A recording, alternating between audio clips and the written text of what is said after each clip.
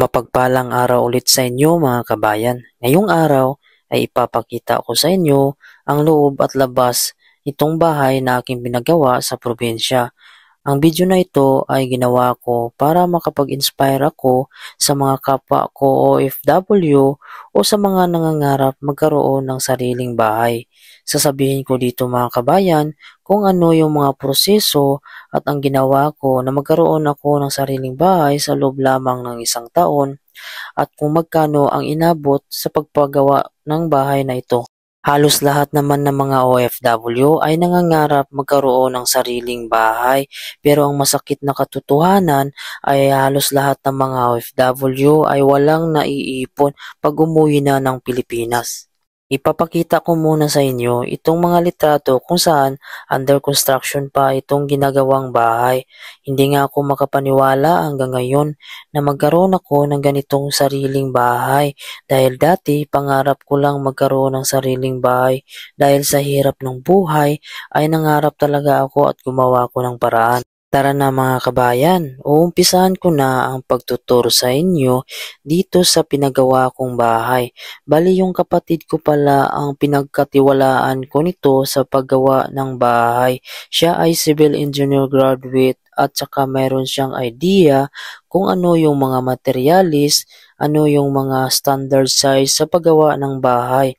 Ito lang yung suggest ko sa inyo mga kabayan, wag na wag kayong magpapagawa ng bahay kung wala kayong mapagkatiwalaan o mga relatives na gagawa ng inyong bahay. Dahil masasayang lang ang inyong pera pag hindi kayo sigurado sa mga tao na gagawa ng inyong bahay. Dahil marami talaga ako dito nakikita mga kabayan sa mga house and design na nagrereklamo dahil nga sa sobrang laki ng singil sa pagpagawa ng bahay, hindi pa standard yung mga materials na ginamit. Isipin nyo tayo ay mga OFW at hindi basta-basta ang kikita ng pera lalo na sa labas ng Pinas natin kinita yung pera. Hindi ganun kadali kaya kailangan nyo talaga na mayroon kayong maaasahan lalo na sa ideya mga kabayan kung paano magpagawa ng bahay. Bago kayo magpagawa ay mag-search muna kayo about sa mga materialis kung magkano nga ba ang magagastos ninyo. So dito muna tayo mga kabayan, i-explain ko sa inyo itong area. Ito ay underground ito, pwede ito gawing kwarto sa ilalim. Pero ito ay ginawa na namin stock room dito. Bali hindi pa nga tapos itong bahay ko at kailangan pa itong tambakan mga kabayan ng lupa dito sa likod. So ito na yung likod mga kabayan, bali sa part na to ito ng kusina at saka gilid ng CR. Bali yan mga kabayan, yung pintuan na yan ay papasok yan sa kusina. Bali malalim pa itong area dito, pwede pa siya tambakan para papantay siya sa flooring. Pero mataas itong area at saka iwas siya sa baha dahil mataas yung area ko dito. At yung likod ko mga kabayan napalibutan siya ng mga puno at saka medyo malayo siya sa mga bahay. Itong sa kaliwa naman yan yung apartment or inn na ginawa ng kapatid ko. Bali 5 butas yan mga kabayan. Bali per night yung bayad yan pagka mayroong mag-check-in. Ito naman yung gilid ng bahay ko. So, hindi pa siya tapos dahil mayroon pa siyang mga kahoy na nakalagay dahil kailangan pa itong pinturahan. Dahil mga kabayan, umuwi nga ako galing ng bakasyon kaya tinigil ko muna dahil wala na akong budget. So, ito mayroon siyang hagdan mga kabayan paakyat. Ang kapatid ko lang din ang gumawa nitong metal na ito. Siya lang din ang nag-welding. Siya ang nagpintura. So halos lahat ng project na ito na bahay ko siya ang gumawa at mayroon lang siyang carpenter na isa. Mayroon siyang 2 helper at saka yung papa ko ang tumutulong din, nag-a-assist. So ito sa taas, mayroon siyang balcony dito mga kabayan or terrace ba to yung tawag nila. Pwede mo pa magawa itong kwarto dito. Pero ang plano ko dito, lagyan ko lang ng bubong sa taas at railing sa gilid mga kabayan. So kulang pa ito, hindi pa ito tapos dahil nga wala tayong budget. Pero buo na yung bahay ko at pwede na siyang matiran. So hindi mo makikita itong bubong mga kabayan dahil nga madilim yung pagkuha ko nito. So maganda dito sa taas magpahangin-hangin. So ngayon mga kabayan, itutur ko naman kayo dito sa loob ng aking bahay. So sa labas wala pa siyang upuan, no? Malalagyan pa dyan ng metal na design mga kabayan pag may budget na tayo. So pagpasok mo, may pintuan dito mga kabayan at saka itong sopa na binili natin ay mumurahin na ito mga kabayan para may magamit kami. Bali, inside grills pala yung ginamit ko dito sa pagpagawa mga kabayan. Hindi ko siya pinalagay sa labas dahil pangit, masisira yung design. Tapos ito yung cube light na to mga kabayan, ceiling. Yung kapatid ko din ang gumawa niya, nag-design. So halos ang kapatid ko marunong siya sa lahat mga kabayan dahil nga civil engineer. So alam niya yung mga plano at saka mga sukat. So pagpasok mo dito, mayroong magkatabing kwarto. So ito yung master bedroom mga kabayan. Bali, dalawang Cat 3 pala to mga kabayan. Ang pinagtabi namin, double yan yung Cat 3 na yan. So sa kabilang kwarto sana yan kaso nilipat namin sa loob para medyo malapad siya dahil yung anak namin pag natulog, gulong ng gulong baka mahulog. Kaya dito nilagay namin yung dalawang Cat 3. So ayan mga kabayan, pagpasok mo dito, may kurtina kasi yan. Tapos sa likod yan yung inside grills mga kabayan. Pero mayroon yan siyang pintuan. Pwede mo siyang tanggalin yung lock mga kabayan itong kuan in case na may sunog makakalabas kayo. So pwede kang makalabas diyan, matatanggal mo. Iba kasi pagka yung grills niya ay nasa labas, maaring tanggalin ng tao or grinderin mga kabayan. Hindi kagaya nito mga kabayan, medyo mahirapan sila. Babasagin muna nila yung glass bago nila mapasok yan. Tapos dito mga kabayan, yung area nito mga kabayan, meron din siyang cove light sa taas, ceiling.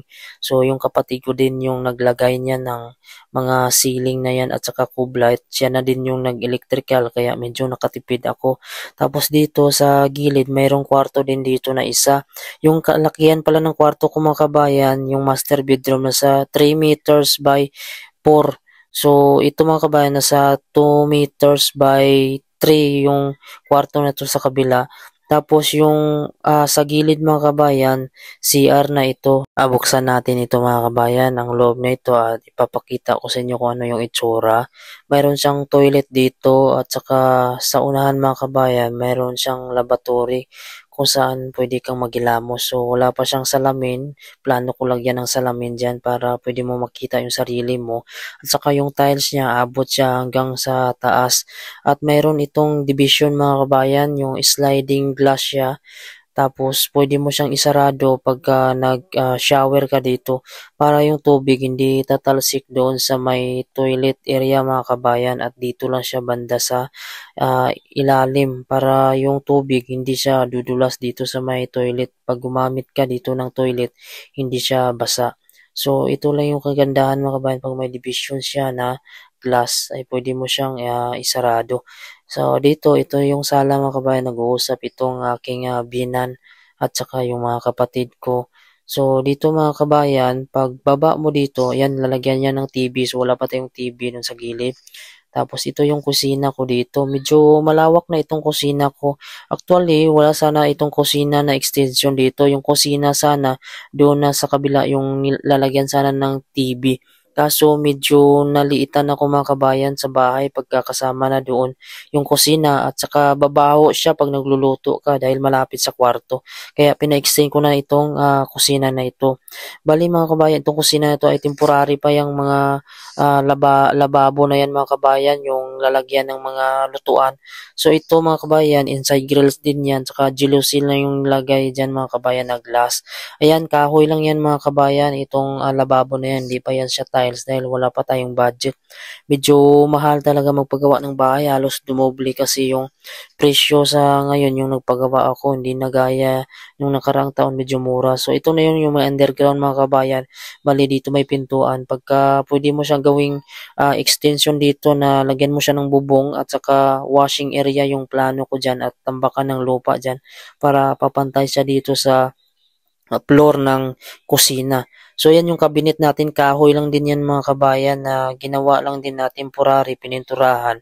Pero maganda naman din sa tingnan magagamit. Medyo matagal din yan magamit bago papalitan. At saka ito na nga yung mga upuan, in-order lang to sa online. Medyo mumurahin na yun talaga yung binili ko ng mga gamit dahil naubos nga yung pera natin dito sa pagpapagawa dahil hindi biro talaga magpagawa ng bahay. Kasi kada tuwing sahod mga kabayan, halos lahat ng sahod ko ay pinapadala ko. Bali, ang inabot pala ng pagpagawa ko nitong bahay mga kabayan ay nasa 1.5 million. Pero pagka pinakontrata ko daw, sabi ng kapatid ko, aabot daw ito sa 2 million mahigit. Dahil ang kontrata pala mga kabayan sa bahay ay 60-40. Bali, 40% pala yung bayad mo dyan sa labor pagka sa 100% na gastos mo. Kaya medyo malaki talaga yung masisave mo kapag may mapagkatiwalaan ka nagagawa ng bahay mo. Bali, perde lang pala ang bayad ko dito sa kapatid ko kaya hindi ako masyado nagastusan sa labor. Ang advice ko lang sa mga kapwa ko OFW, kapag mayroon kayong pera o sumasahod kayo buwan-buwan, gusto nyo magpagawa ng bahay, ay talagang uumpisahan nyo na dahil yung pera mga kabayan sa totoo lang, pag nasa kamay mo, ang bilis lang talaga itong gastusin at ang dami mo talagang plano kung ano yung gagawin mo sa pera mo. Mamalayan mo lang minsan yung pera mo ay ubos na. Kaya pag naumpisahan mo yung bahay mga kabayan, ay tuloy-tuloy mo na itong ipapagawa dahil magugustuhan mo naman yung resulta. Minsan mga kabayan ay kailangan mo ding iwasan yung mga bagay na mga hindi mo naman kailangan, lalo na yung pagbili ng mga gamit na hindi mo naman magagamit sa araw-araw at kailangan talaga. Kaya mga kabayan, kung may pangarap ka talaga na magkaroon ng sariling bahay, sa ngayon pa lang ay uumpisahan mo na. Huwag mo nang antayin yung panahon na mas lalong tatagal dahil tumatanda na tayo at hindi sa lahat ng panahon nandito tayo sa abroad. Sana yung video ko mga kabayan ay nakabigay sa iyo ng informasyon at nakapagbigay ng ideya kung paano ang paggawa ng bahay. Maraming salamat po sa laging panonood. Huwag nyo naman po kalimutan mag-subscribe sa aking YouTube channel. Pindutin nyo na din yung bell notification para updated kayo kung may bago akong mga video. Maraming salamat at sa laging panonood and God bless po.